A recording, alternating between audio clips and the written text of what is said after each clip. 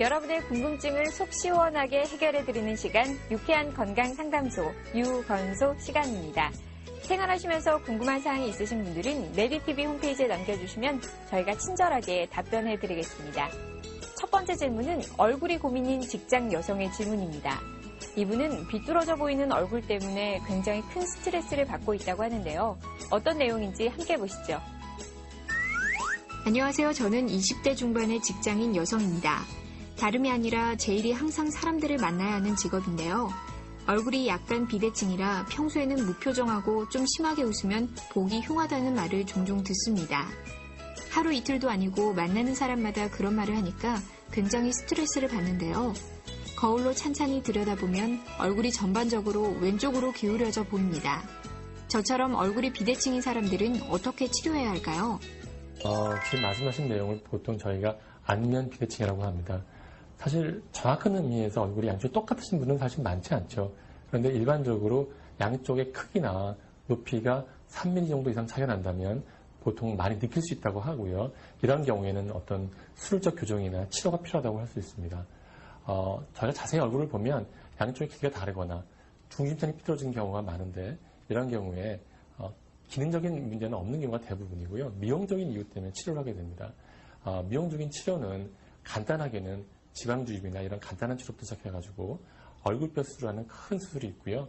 얼굴뼈 수술 중에서도 치아 교정까지 필요하는 그런 턱 교정 수술까지 그런 큰 수술이 있게 됩니다.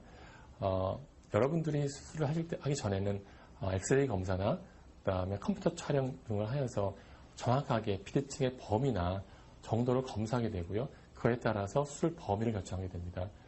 일반적으로는 굉장히 큰 수술을 생각하시기 때문에 걱정을 많이 하시는데요.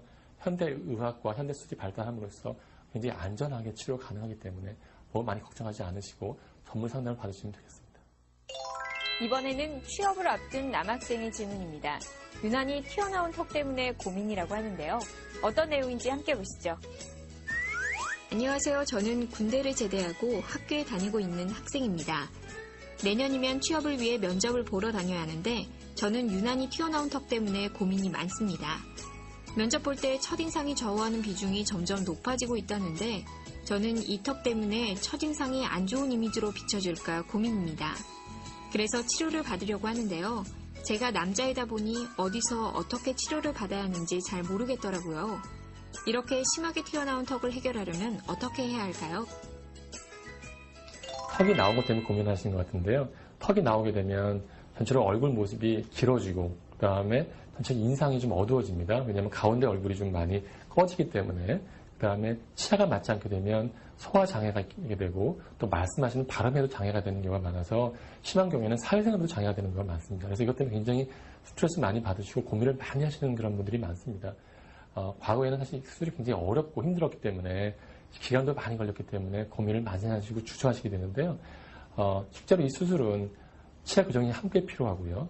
그다음에 비교적 좀 큰 수술이 필요한 건 맞습니다만 최근에는 치아 교정을 먼저 하지 않고 수술을 먼저 하는 그런 방법들이 많이 개발되었기 때문에 전체적인 치료 기간도 굉장히 단축되어서 6개월 내지 1년 정도면 전체적인 치료를 맞출 수 있고요. 이번에는 팔자주름이 고민이신 30대 여성의 질문입니다. 어떤 내용인지 화면으로 만나보시죠. 안녕하세요. 저는 30대 중반의 여성입니다. 저는 평소 피부를 비롯해 외모에 관심을 많이 쏟는 편인데요. 마사지도 꾸준히 받고 경락도 받고 해서 나이보다 어려 보인다는 말을 많이 들었어요.